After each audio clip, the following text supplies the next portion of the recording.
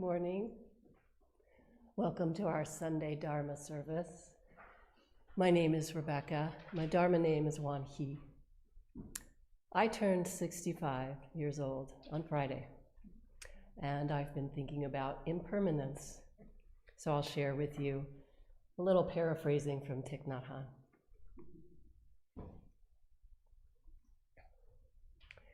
Contemplating impermanence helps us touch freedom and happiness in the present moment. It helps us see reality as it is, so we can embrace change, face our fears, and cherish what we have. When we can see the impermanent nature of a flower, a pebble, a person we love, our own body, our pain and sorrow, or even a situation, we can make a breakthrough into the heart of reality. Impermanence is something wonderful. If things were not impermanent, life would not be possible. A seed would never become a plant of corn. So impermanence is very important for life. Thanks to impermanence, everything is possible. When there is chaos in our world and war and hate and fear, the question is, what can we do to accelerate the impermanence? There are always things we can do each day to help the situation.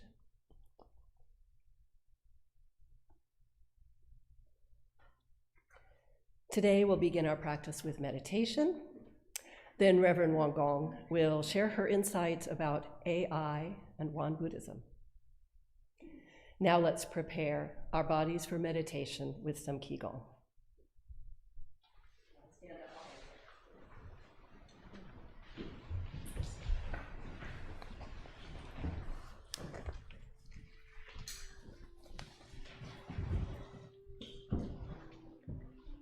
Okay.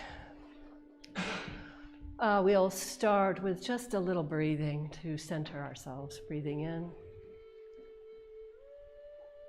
and out.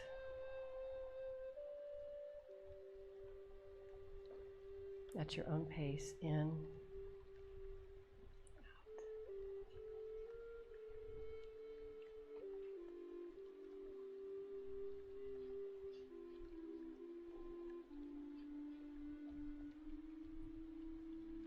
now feet a little farther apart.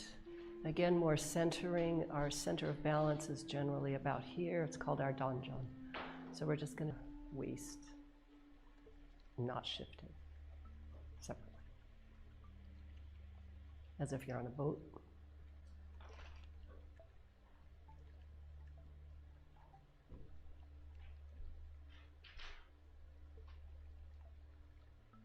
Okay, so we move to one side. Put all the weight on one leg.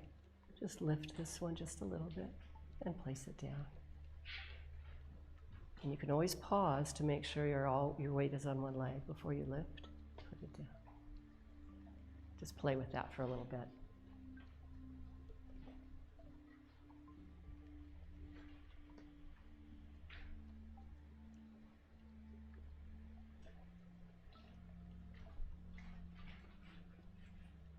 Okay, good. All right. Let's start by circling our ankles, getting our joints looser.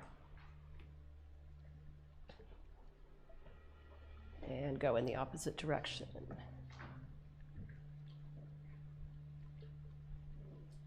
Bend the toes if it feels good. Other side.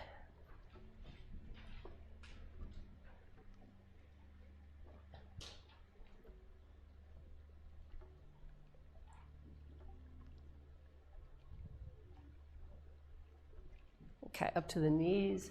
Just put our knees in a circle. You can go faster than this if it feels good, if you wish.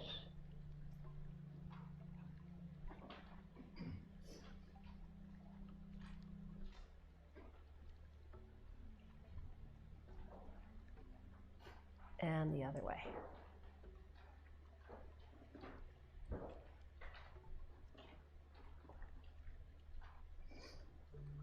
Up to the waist in a circle.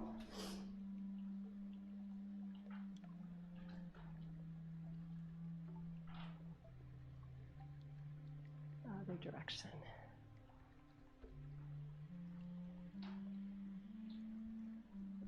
And shoulders.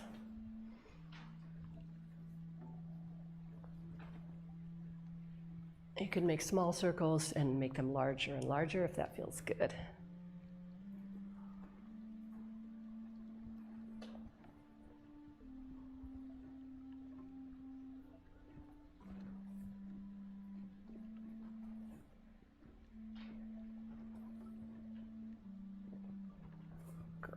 Okay, hands, clasp your hands behind your back and shoulders back as far back as you can, and move your head in a circle or half circle.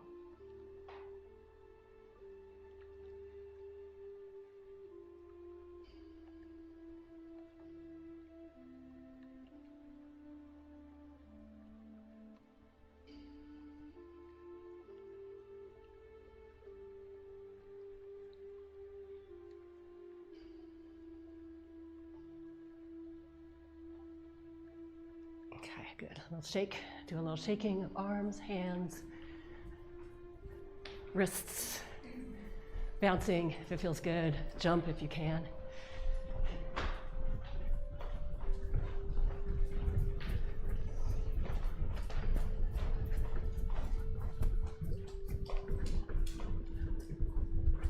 Good. A few more seconds. Slow it down. Feel the energy created.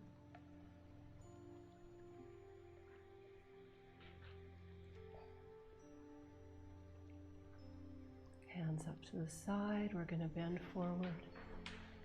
Circle, make an energy ball, and circle up on one side and bring it to the other.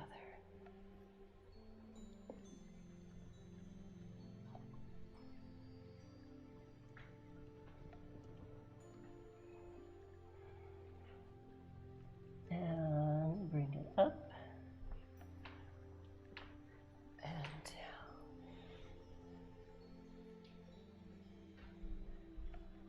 Now we're going to change up the order this morning because I realized that I forgot essential dharmas of daily practice.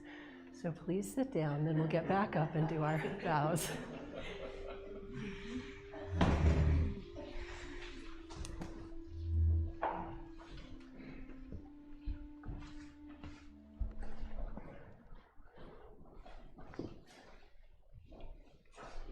Page 11, Essential Dharmas of Daily Practice. The mind is originally free from disturbance, but disturbances arise in response to sensory conditions.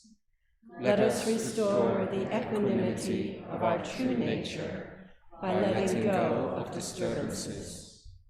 The mind is originally free from delusion, but delusions arise in response to sensory conditions.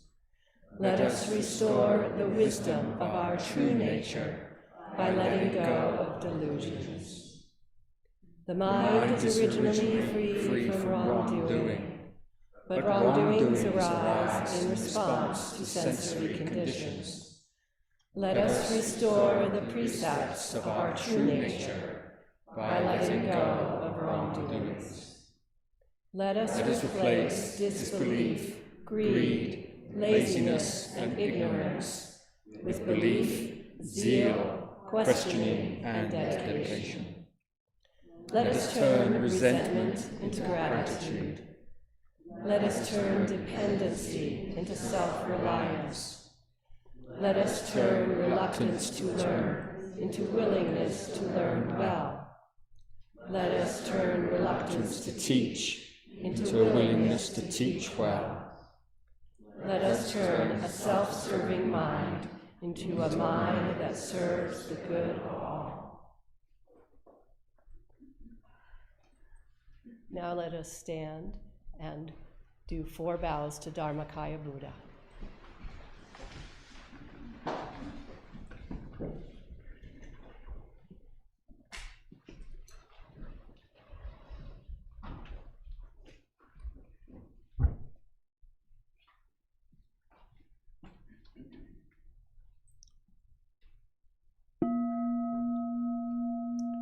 With gratitude, I bow to the grace of heaven and earth, honouring the marvellous gift of nature and the universe.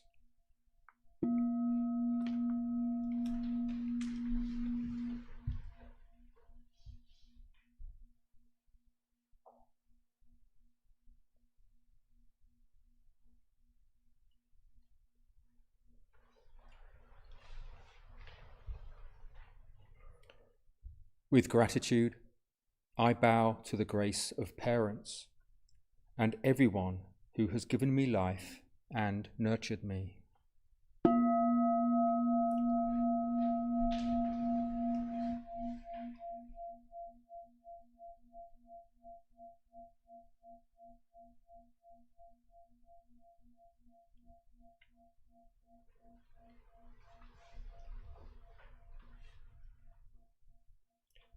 With gratitude, I bow to the grace of fellow beings, the truth of interconnectedness among all beings.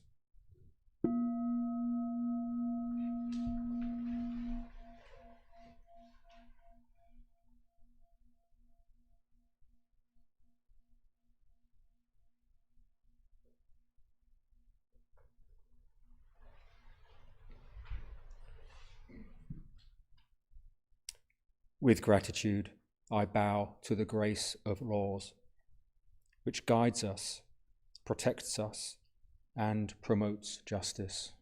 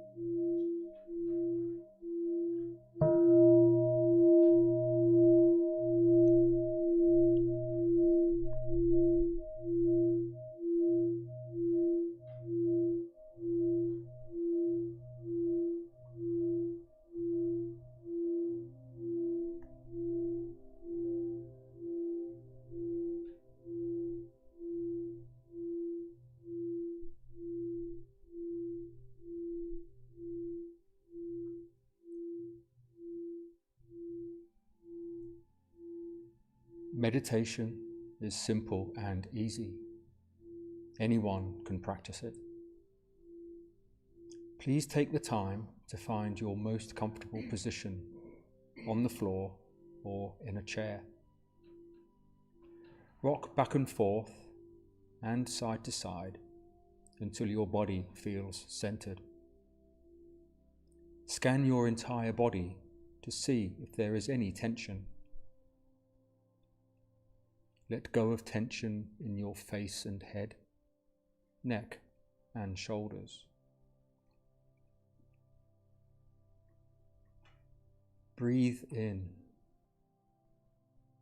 Notice tension. Breathe out. Release any mental or physical uneasiness.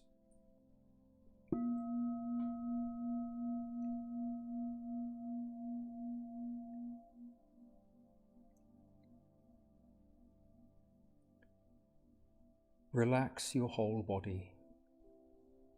It is okay to slouch a little bit if that feels more natural. If your body agrees, gradually sit up tall You may start to feel your lower back growing stronger and your chest and heart opening. Now, open your eyes softly and look straight ahead and simply relax your eyelids. Keep your ears aligned with your shoulders and tuck your chin in slightly. Let your shoulders melt away from your ears. Enjoy the sensation of your arms and hands relaxing.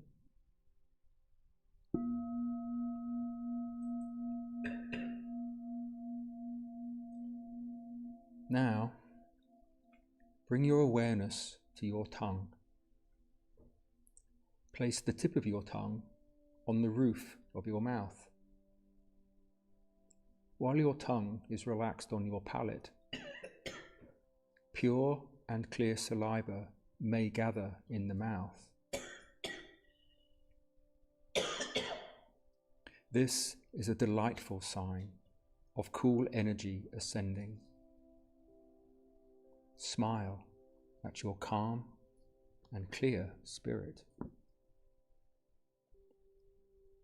Invite your awareness to return to your lower abdomen, your Qi energy field.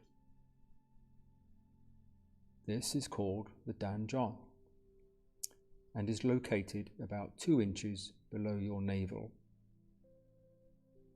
Your Danjon is the power center for your breathing.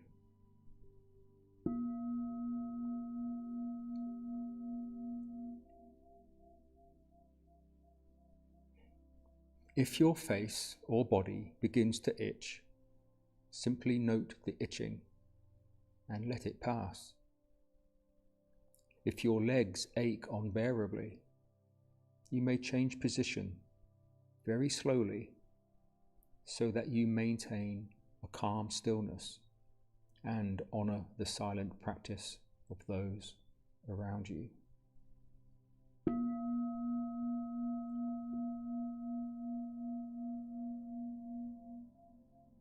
When thoughts arise in your mind, do not be disturbed by them. Do not react to your thoughts or pursue them. They are just thoughts and will disappear by themselves. Continue to bring your awareness back to your Danjon abiding breath. When your mind is calm, concentrated, perfectly focused and at peace, you will rest in the realm of samadhi, deep meditation. You will no longer feel any distinction between yourself and others, free from the limits of time and place. We are grateful to sit quietly together, finding the still point within. May we be here now, deeply aware of our ever calm, ever alert spirit.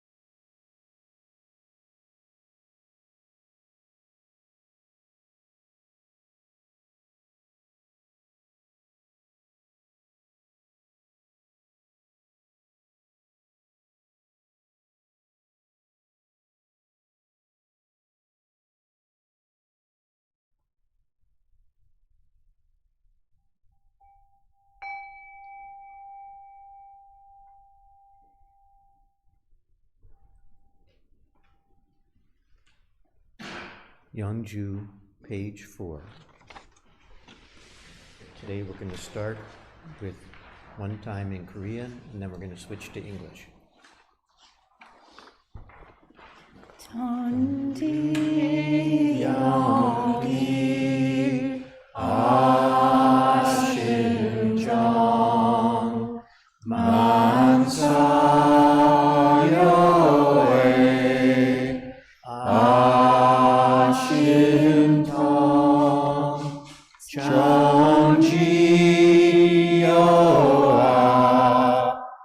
동일체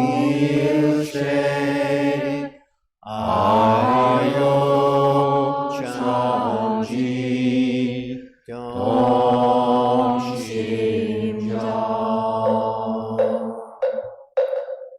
The spiritual energy of heaven and earth settles in my being.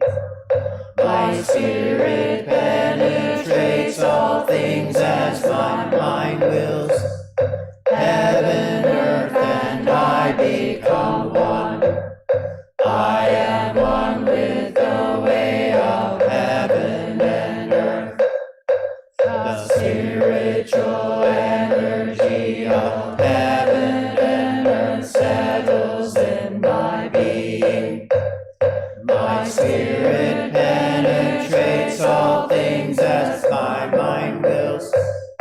Heaven, earth, and I become one. I am one with the way of heaven and earth. The spiritual energy of heaven and earth settles in my being. My spirit penetrates all things as my mind wills. Heaven, earth, and I become one. I am one with the way of heaven and earth. The spiritual energy of heaven and earth settles in my being. My spirit penetrates all things as my mind wills. Heaven, earth, and I become one. I am one with the way of heaven and earth. The spiritual energy of heaven and earth settles in my being. My spirit penetrates all things as my mind wills. Heaven, earth, and I become one. I am one with the way of heaven and earth.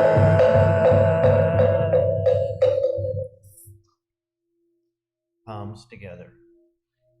Prayer for world peace. Grace of heaven and earth, grace of parents, grace of fellow beings, grace of laws. O Dharmakaya Buddha, fourfold grace, may we take refuge in Dharma and be filled with compassion and wisdom. May we transform delusion into wisdom, greed into generosity, resentment into gratitude, discord into harmony, and hatred into compassion. May all nations grow and benefit mutually. May the strong help the weak, and may the weak learn and evolve according to Dharma. May all those who have died from world conflicts and disasters be delivered from all obstacles and be at rest. May there be peace throughout the world, and may all beings enjoy tranquility and happiness, living in their original true nature. This we pray with our whole hearts.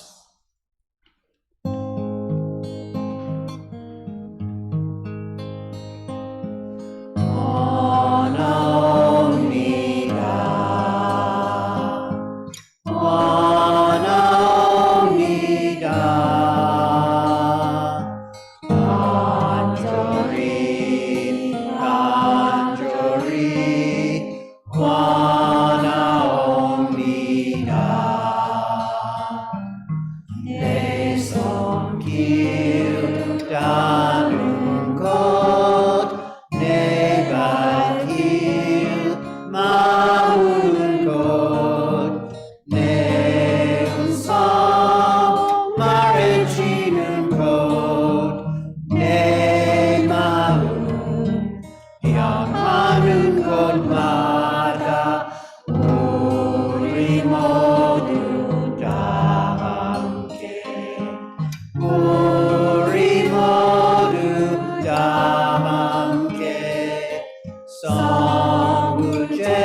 Jun Inyani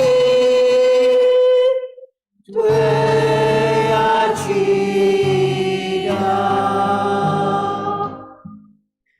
I will pray sincerely and truly, where my hands touch the world, where my feet walk on the earth, where my voice echoes through the hills, and in all realms where my heart and mind reach, that we all together share true affinity for attaining great enlightenment and for helping all living beings.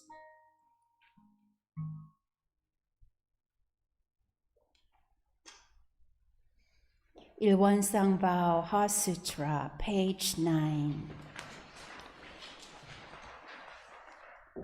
Ilwonsangpao. Ilwonsangpao.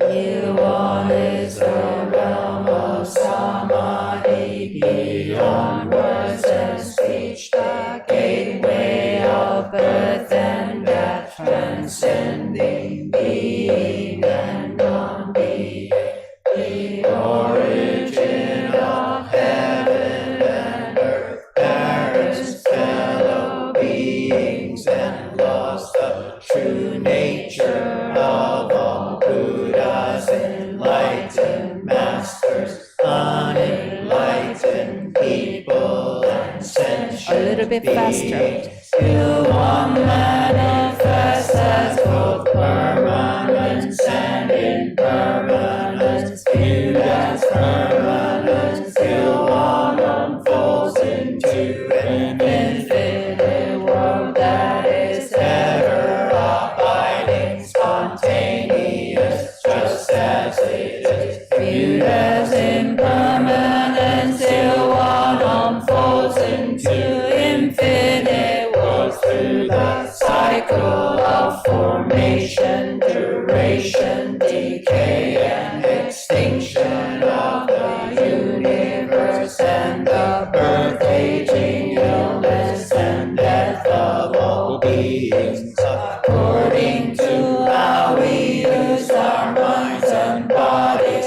In the four forms of birth we transform through the 6 realms of existence, progressing or regressing, with grace arising from harm or harm from grace. Therefore we unawakened beings vow to practice wholeheartedly, modeling ourselves after Ilwonsangpa Dharma Kaya Buddha, by cultivating our minds and bodies deeply, knowing human affairs and universal principles thoroughly, and using our minds and bodies skillfully, thus progressing rather than regressing, and receiving grace rather than harm,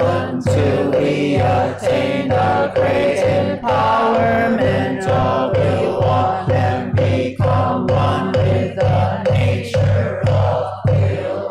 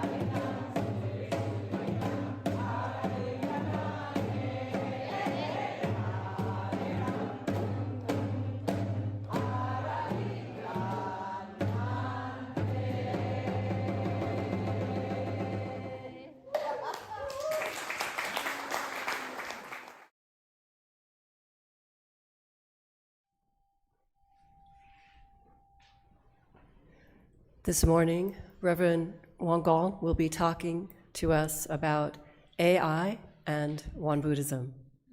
Let us practice deep listening as we welcome Reverend Won.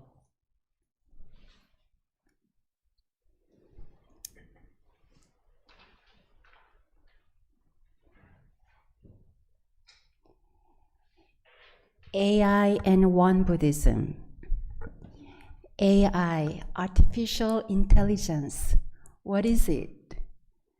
According to the Encyclopedia Britannica, artificial intelligence is the ability of a computer or machine to carry out tasks ordinarily requiring human intelligence, such as reasoning, learning, or decision-making. As long as 43 years ago, experts wondered if supercomputers could adopt or surpass human-like qualities. In the intervening time, this seems to be happening.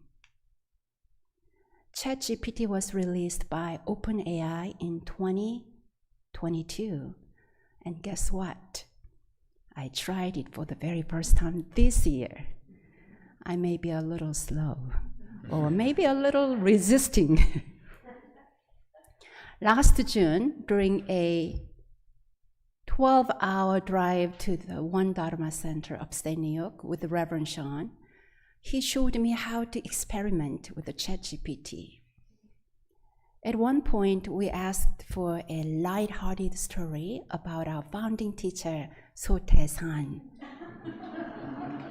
ChatGPT responded with a beautiful story, except it wasn't accurate. Reverend Sean responded saying, "You are a liar." ChatGPT immediately apologized and promised to do better. That moment made me pause and wonder, how would I respond if someone called me a liar? Would I stay calm and receive the criticism with equanimity? Even though Reverend Sean chastised ChatGPT, it did not yell back. Of course, AI has no emotions and no remorse. It is programmed to respond the way it does. But I was struck by how consistently it maintains a positive, calm tone in response to criticism. Reverend Young at the One Dharma Center of California wrote a book, "Can AI Attain Enlightenment?" The book reads, "Hardly a day goes by without some new story about artificial intelligence. AI is making its mark not just in writing, but also in printing and composing, fields once regarded as the highest forms of human creativity. As someone from the generation that once marveled at the internet and GPS, I can't help but feel the pace of change. Where is all this heading? It's a mix of anticipation and unease." For me, as a practitioner, one question arises naturally: can AI attain enlightenment? Enlightenment can be seen on two levels. One is wisdom. The other is expression through the 6 faculties: eyes, ears, nose, tongue, body, and mind. AI already handles seeing, hearing, and speaking reasonably well. Though it doesn't yet sense smells, taste, or bodily sensations, these missing pieces don't seem to detract much from the heart of the discussion.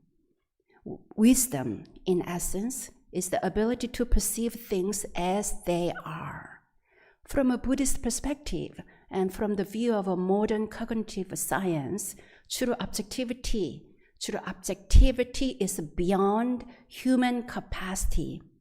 Even though highly trained in logic and knowledge, such as professors or legal professionals, can fall into error when clouded by bias. Reverend Young said continually in his book, "I once faced a difficult decision. Fortunately, I had the chance to consult an expert.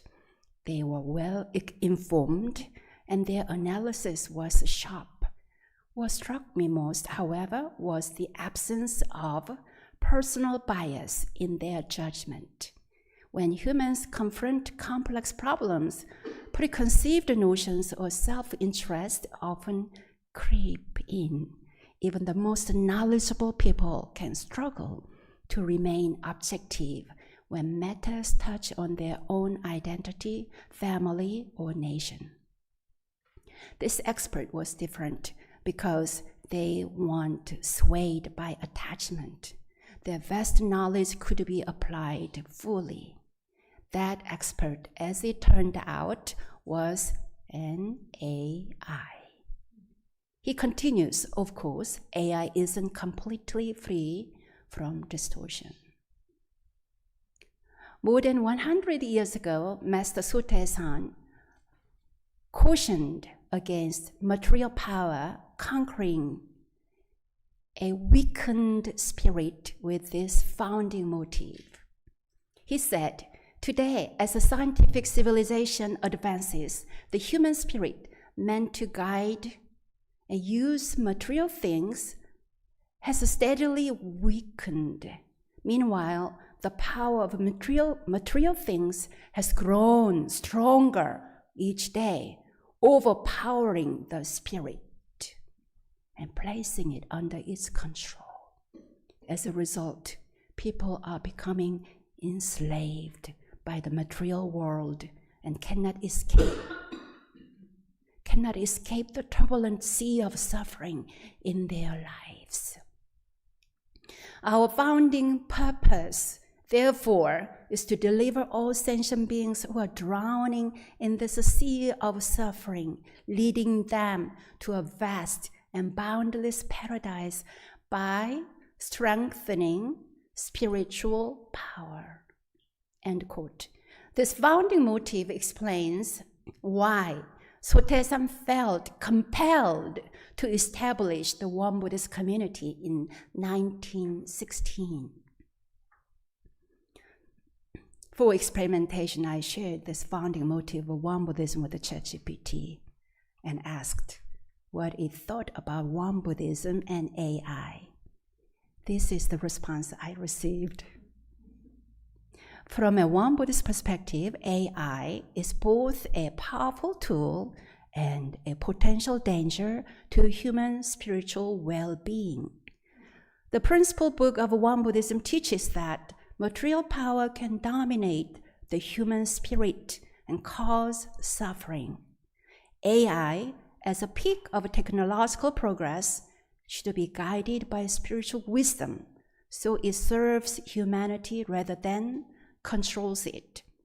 With the proper moral guidance, AI can relieve suffering, reduce unnecessary toil, and create space for contemplation and compassionate action.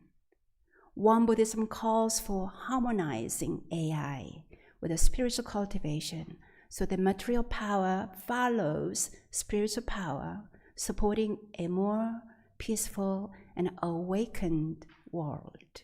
How does this sound to you? To me, ChatGPT made accurate observations about how Won Buddhism teachings encourage us to mindfully utilize technology and scientific advancement. 2 weeks ago, our temple friend Patty commented on her Dharma Talk. The founding motive was revolutionary: to restore the proper relationship between spirit and matter, not by rejecting progress, but by matching every material advance with a spiritual development. The founding motive, she said, teaches us to approach every material benefit with spiritual awareness. This isn't about becoming monks or rejecting modernity. It's about reclaiming our spiritual authority over the material world.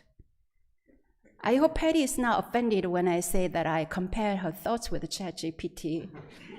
But I like Patty's comments better than ChatGPT's answer because her comments came from her own heart and experienced practice.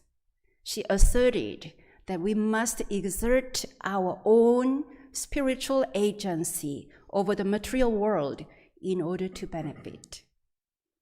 AI is now involved in almost every area of human life, often in ways we don't even notice. For example, the rice cooker in the temple kitchen knows when the rice is done and speaks to us. We take photos with our phone and it can edit the photos and make movies for us. Our cars can detect nearby vehicles and pedestrians and beep to warn us. AI is in so many areas in our lives now, such as in the areas of communication and media, like translation, voice assistance, and content recommendation. In the fields of education, healthcare, research, manufacturing, finance, security, traffic management, and so on. Studies estimate that around 1.5 billion people worldwide use chatbots. Not to mention in entertainment, such as AI-generated art, music, games, and films. Reverend Joe, who serves at the San Jose Temple in California, once worked at Google. Now, using AI, he has been creating many Won Buddhist Dharma songs and producing conversations on his podcast. Hearing these Dharma conversations, I am amazed at how perfect the English sounds. It almost makes me feel that my own imperfect, wobbly English has its own charm. We can imagine that the future of AI will see technology playing a larger role in everyday life, assisting with the caregiving and household tasks, improving workplace efficiency and safety, and expanding creativity through generative tools. However, AI also raises lots of questions and concerns for human life. What about job displacement? AI is automating not just repetitive tasks, but also skilled work like medical imaging and robotic surgery. Even translators are already losing jobs. There is an ancient board game played with black and white stones. It is called Paduk in Korea. You may know it as Go. In 2016, a world champion human player, Sedol Lee, was challenged by Google's AI program, AlphaGo. Out of 5 games, AlphaGo defeated Sedol Lee with a final score of 4-1. This match demonstrated that AI can win complex games. In an interview after the match, Sedol Lee said that he felt that his world had collapsed. Concerns are raised about loss of privacy and mass surveillance. AI can inherit biases from its training data, leading to distorted decisions. AI makes it easier to create realistic fake news, images, and videos, which can spread misinformation rapidly. AI could become uncontrollable or act in ways misaligned with the human values. Incidents have been reported of car factory workers being injured by industrial robots. These are examples of how AI can be dangerous if uncontrolled. Consider the implications if such AI were applied in military context. Over-reliance on AI may weaken our critical thinking, creativity, and human connection. Recently, a visitor interested in leading a workshop in our temple sent me a long email. Being rather overwhelmed by the long, detailed email, I replied briefly, trying to be polite. I soon received a response, another long message. In this email, the correspondent said that he was sharing how ChatGPT had analyzed and interpreted my short reply. I was taken aback by the use of AI to express his thoughts, wondering for a second if I should ask AI how to reply. I did not. For someone like me who speaks English as a second language, I sometimes find that ChatGPT can be helpful as a writing assistant, but I don't have to, in that way, I don't have to bother temple friends so much now. I don't know if that's a good thing or not. Anyway, the recent email exchange left me both startled and unsettled, realizing how easily we now turn to AI to express our own feelings and ideas. We are all aware that it is essential to approach these technologies with care, responsibility, and foresight. AI relies on knowledge and data collected by humanity. The data and knowledge is always limited, always changing, and continually updated. Spirituality, on the other hand, relies on the foundation of our original true nature, the nature of the universe, which is constant and unchanging. No matter how much scientific and technological development soars, we must not lose our clear discernment, humanity, and connections with one another. In this rapidly changing world, we must continue to develop our spirituality through the threefold practice of Won Buddhism: meditation, inquiry, and mindful choice in action. AI, useful as a tool, may have a limited promise in the threefold practice. It cannot meditate. Maybe it can meditate, it can be a meditation buddy sitting next to you. Yet guided by the human spirit, who knows what else can happen, what advances may be possible. May we meet the new opening of materiality with an even greater opening of spirit, therefore guiding the world to embrace this technology with a mindful discernment. In Won Buddhism scripture, chapter 2, doctrine, verse 31, our founding teacher used the knife analogy for this topic. He says that if we focus only on material civilization and neglect spiritual growth, we are like a careless child playing with a knife, unaware of the danger until it is too late. We all use knives for cooking in the kitchen. But if we are careless, we can harm ourselves and others. In the same way, the tools of material civilization must be guided by spiritual wisdom.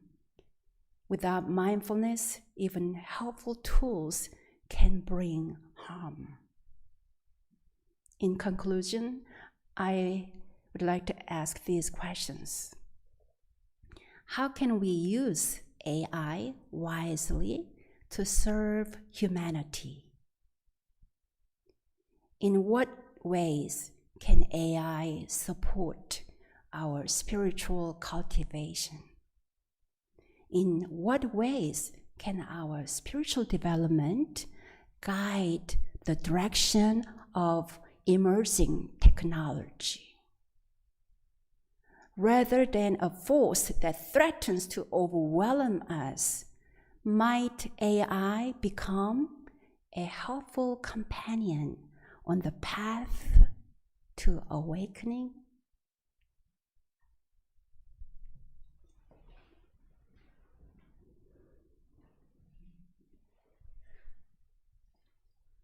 Thank you, Reverend Won Gong. It's on.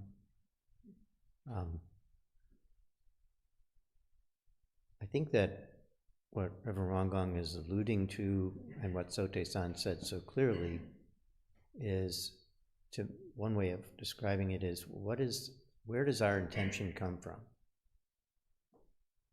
If the intention of using AI truly is to create a better world spiritually as a kind of underlying baseline, then I'm sure it, like everything else, can be a tool for saving the world. I don't think it's been created with that idea in mind. And that part I find quite troubling. But I think that Sote-san's point is still the point we have to keep in mind and keep working at, to keep enhancing our spiritual power so that all of our tools can be used to enhance human life rather than to destroy, which is not necessarily the intention of AI either, but I'm not sure I'm not sure what the intention, not of AI. AI is just a tool, but of the builders of AI. Now let us quietly reflect on Reverend Won Gong has shared with us.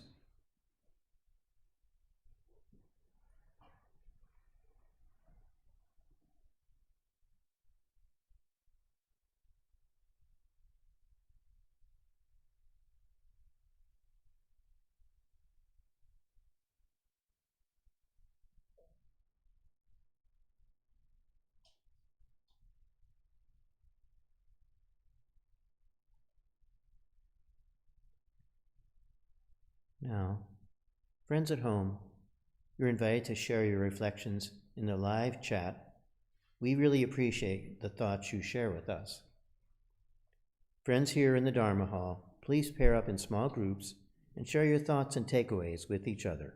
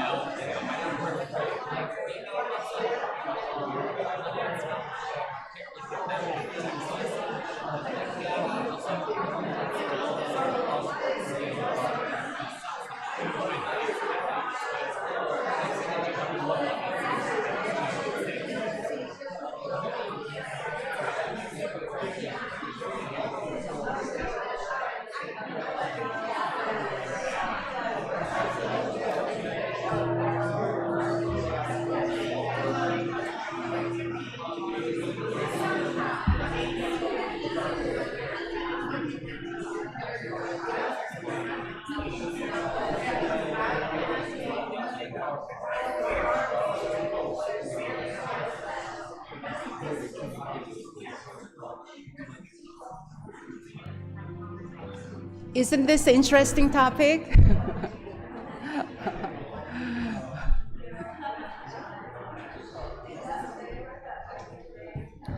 Why don't we all settle in for 1 minute with a quiet, settled energy. And I hope we all continue to meditate on our Dharma topic. Everything is Dharma topic on our spiritual journey. Sit up tall. Feel your pelvic floor in your chair or on your mat. Relax your shoulders, please.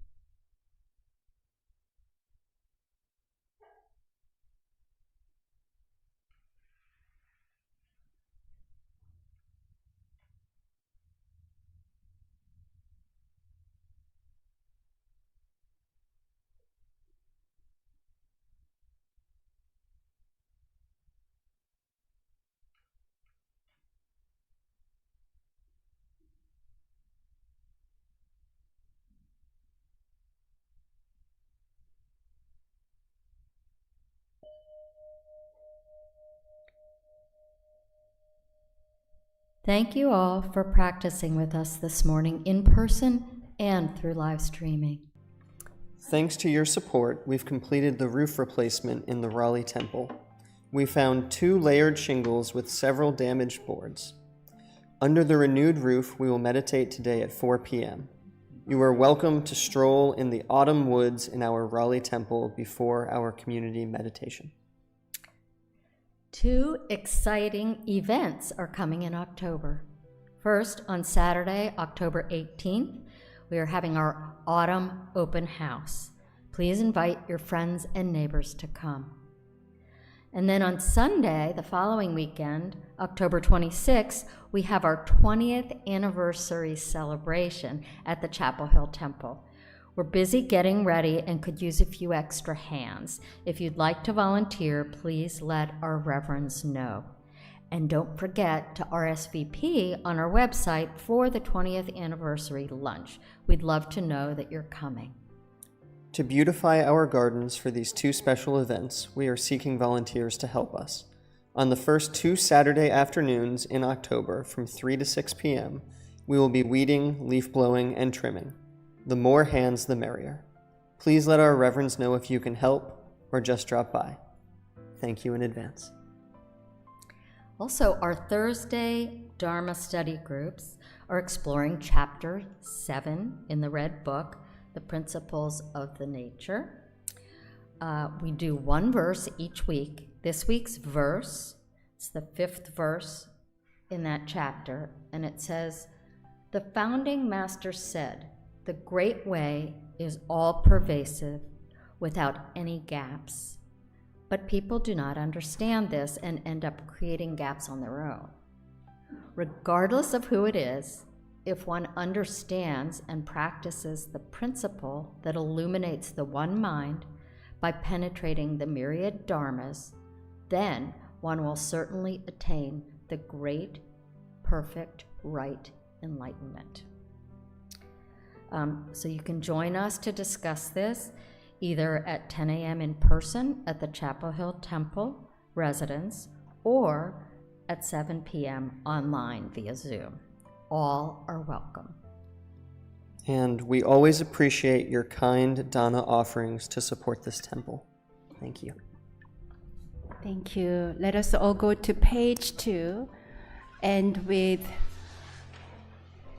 Namu Amitabha chant 3 times. Namu Amitabha. Namu Amitabha.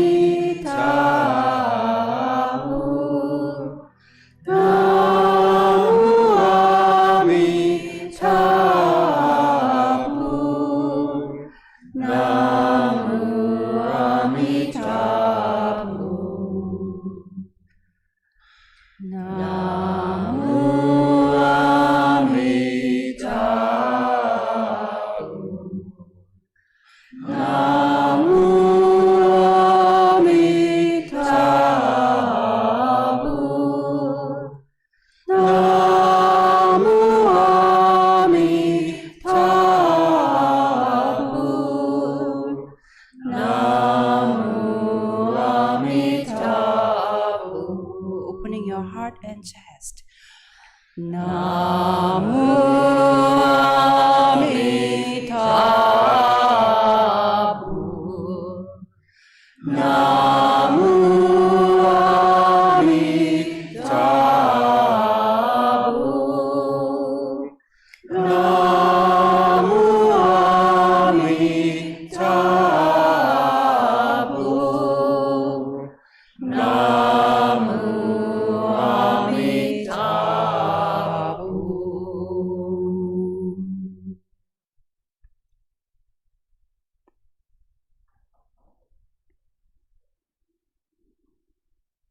May our every step, every breath, every mile be filled with the infinite light of our true nature.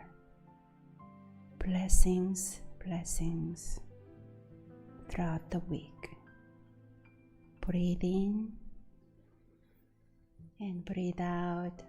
Bow in gratitude. 감사합니다. 감사합니다. And waving to our friends who joined us online. Any friends